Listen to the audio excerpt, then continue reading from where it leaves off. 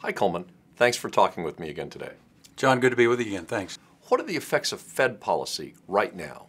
Well, the Fed, with its zero interest rate policy, is attempting to get investors to take risk, to invest, to get the economy moving again.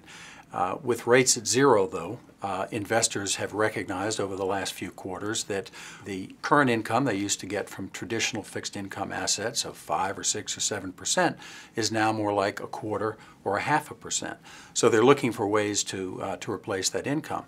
But they are not necessarily recognizing that when rates ultimately rise again, as they must at some point, that there's real risk to the value of the underlying credit instruments, whether they're loans or bonds, in a rising rate environment. It's just a simple truism that as rates rise, prices must fall.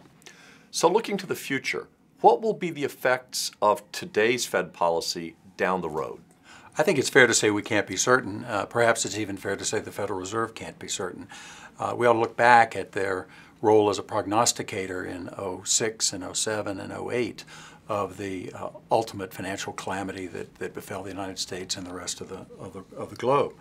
In October of 05, Chairman Bernanke said, quote, "House prices have risen by nearly 25% over the past 2 years. Although speculative activity has increased in some areas, at a national level, these price increases largely reflect strong economic fundamentals." Then in February of 06, he said, quote, "Housing markets are cooling a bit. Our expectation is that the decline in activity or the slowing in activity will be moderate, that house prices will probably continue to rise." In May of 07, quote, "All that said, given the fundamental factors in place that should support the demand for housing, we believe the effect of the troubles in the subprime sector on the broader housing market will likely be limited, and we do not expect significant spillovers from the subprime market to the rest of the economy or to the financial system," end quote. The question that I think investors have to ask is, do they want to bet their life savings, risk their investment capital on an institution providing record levels of stimulus with that recent record in completely missing what happened in the housing sector and more broadly in the economy?